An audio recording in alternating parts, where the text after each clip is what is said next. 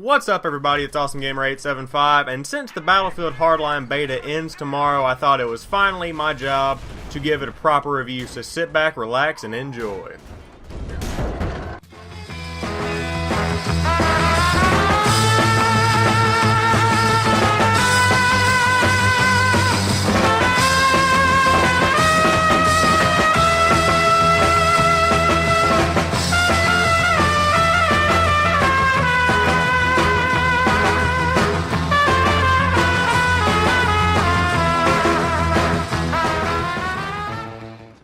So, the Battlefield Hardline Beta was released alongside the Destiny Alpha. I believe it was 2.5 weeks ago or so. 2 weeks, 2.5 weeks. It was in the middle of E3 on the first day, if I remember correctly. And all of a sudden, EA just decided to drop a Battlefield Hardline Beta, and the Destiny people, Bungie, decided to drop and Destiny Alpha at the exact same time. So my entirety of 2 weeks ago was taken up by Destiny Alpha and Battlefield Hardline Beta, including last week, most of it. But I definitely played this game more than I did the Destiny Alpha for many reasons. So let's go ahead and dive into why I like Battlefield Hardline the Beta so much. Number one, you're watching it right here. It is a beautiful game. And I would buy this right here. And this feels more finished than Battlefield 4, which we'll get into in a minute. That is one thing that I do not like about this Battlefield Hardline Beta, is how perfect it is compared to the $60 game on top of the $40 premium subscription that I bought to Battlefield 4 8 months ago, and this game in the beta stage is better than Battlefield 4. But that's beside the point, we'll get into that in a minute. The Battlefield Hardline Beta is absolutely gorgeous. The explosions, the reflections, the sun, the glass. Let's get into the glass first. You'll see throughout this video when I break glass, it looks like I'm breaking it in real life. It'd be like if I hit a glass window with a baseball bat, that's what would actually happen to it. It would break exactly like it breaks in this game. The windshields on the cars, in Battlefield 3 and 4 I believe is still applicable, but Battlefield 3, if you break the windshield on a car, it just smashes and it's like it cracked and just exploded, basically. You have exploding windshields in the other Battlefield games. In Battlefield Hardline, if you shoot the window with one bullet hole will appear in the window. This doesn't sound like much, but it sets more of a tone of realism to the game than just an exploding windshield. The same thing applies to windows and doors with glass in them. If you shoot them or hit them with bats, if you hit it with a bat, it breaks differently than if you hit it with bullets. To my opinion, it's not as prominent with bullets and glass windows, but they all break relatively, realistically, and I appreciate that. It's the small details that really account for the experience. And the glass breaking in Battlefield Hardline is absolutely beautiful. That is one thing I like. The next thing I kind of like is the cars. The cars are very maneuverable, and each of them has a different feel. There's a police interceptor and a police squad car. There's a mobile command and a police intervention. I'm just comparing the police vehicles, but they all have a slightly different feel. And that's something I can't say about the other Battlefield games in general. The other kind of things that I like in this game are the hit detection and the bullet damage system.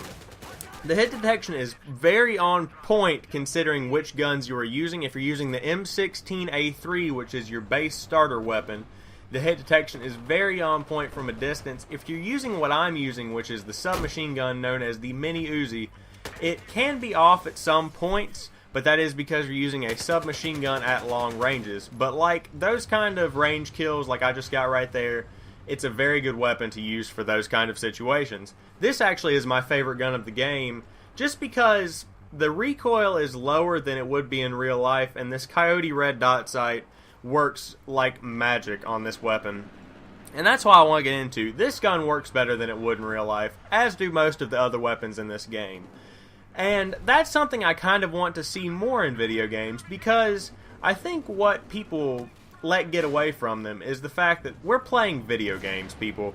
We aren't actually in World War II if we're playing World at War. We aren't actually in Vietnam if we're playing Bad Company 2. We are sitting in our bedrooms, living rooms, dorm rooms, kitchens, bathrooms, wherever you play your video games. We are sitting playing video games that are actually not real life. And I like to think of this as an escape from reality where I don't need to shoot 20 bullets into a person to kill them fully. I like having the hit detection and damage system that Battlefield Hardline has, where it's about 6 to 7 shots for a kill with a mini Uzi, for example.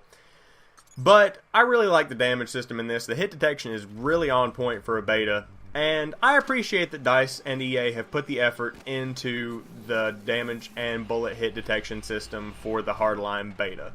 On to the next thing, the maneuverability of this map. Let's start with the crane. The EA could have done a lot with this crane. EA and DICE could have done a lot with the crane. But as opposed to just making the crane fall and posing, like cutting the map in half and making it harder to get from one side of the map to the other, they actually integrated it into the map. And it's nice to see that Levolution is finally, you know, bringing a little bit more to the table than it did specifically in Battlefield 4. Levolution in this game will change the map to an advantage of the player, more so than Battlefield 4. It did a little bit in BF4, but BF Hardline, it's definitely getting a lot more done. With this crane, it actually provides entrances through 2 of the main buildings, especially if you're playing Blood Money. It's very useful. But the crane falling down changes the map into a completely dynamic thing. And we really appreciate that. I'm speaking for myself. I'm not sure why I'm saying we, but I really appreciate the fact that it provides not only a change of the map and a change of the pace, in addition to a beautiful scenery change whenever all the lights flicker and the buildings shake, and actually provides more of a challenge when you're trying to kill someone. I can't believe he ran in front of my grenade. But it really provides more of a challenge when you're trying to kill an enemy and the crane is falling and your screen is shaking. That was also a good touch, but the fact that it changes the map to a more useful version is really something to be admired, and something that the gaming industry in general needs to take into account when developing maps with Levolution style changes in them. The maps themselves without the Levolution, on the other hand, are also very height oriented, I suppose you could say. As you see, I took an elevator up to the top of this building and am now having a fight on top of this skyscraper that is actually a bank below. But fights on top of the buildings, in the banks, in the parking decks, are what make Battlefield Hardline a masterpiece of gaming at this point. I know I'm sounding like I'm building it up, but I'm really just telling the truth. I really think this is a beautiful game. They also introduced zip lines and grappling hooks. The grappling hooks need a little work, I'm not going to lie. The grappling hooks are kind of shifty. It's very hard to get them hooked onto somewhere where it would obviously be easy to hook a grappling hook if you were in the FBI, or if you're playing Grand Theft Auto 5, the FIB. But the grappling hooks are kind of shifty. The zip lines are absolutely amazing, and in addition to this, you can kill people with the zip line. I got a few headshots with my zip line, which is it looks a lot like the crossbow from Battlefield 3, if you guys remember that at all. That was actually my best weapon in Battlefield 3 if you look on Battle Log. But I digress. I really like the zip lines. The grappling hooks are kind of they need a lot of work. But like I said, this is just a beta. So the maneuverability of this map is overall a huge breath of fresh air for the Battlefield series. It's a lot easier to get around, and the elevators pose an issue because, as you can see, I was waiting on a camper to come out, just like you saw before. People can camp at the top of these, so it gives campers a nice little, you know, something to do for them. And it also gives us a challenge to try to beat the campers, which is one of the best things I like doing in Battlefield, is because there are always campers at the tops of stairwells right here, just like that. And it's always just nice to get a group of people together and flush the campers out. But on top of all of this, Battlefield Hardline for a beta is extremely polished. It has a lot of driving issues, and albeit the frame rate does drop periodically, like every 5 to 8 minutes, you'll see the frame rate drop, especially depending on what game mode you're playing. It happens a lot more in Heist, I've noticed, than Blood Money. But I got this game right here, and I didn't notice any frame rate drops whatsoever. And they significantly improved after the update, which they did roll out an update, if I remember correctly. that changed a lot of how the game worked. So with all that being said, Battlefield Hardline, it's going to get an 8 out of 10 from AwesomeGamer875 as an awesome review. Because, all in all, for a beta, it is absolutely perfect, and it is way better than Battlefield 4. All in all, it's almost perfect for a beta. I would significantly, there's a high chance I would pay $60 for this, as is right now. And that's not something that you can easily do, so I can't wait for this to come out in October. Though, what I was talking about earlier, EA and DICE need to get their crap together and fix BF4, because if you're going to release this game and completely stop acknowledging Battlefield 4's existence, at least make it playable so that MLG people can play it, and I can play it with my friends on the weekends, without having a huge problem with it, because I can barely do anything with it right now. And that's a problem because it's a $60 game with a $40 premium subscription that almost every player bought. So other than that, Battlefield Hardline is so perfect that they need to fix Battlefield 4 in order to keep a good reputation.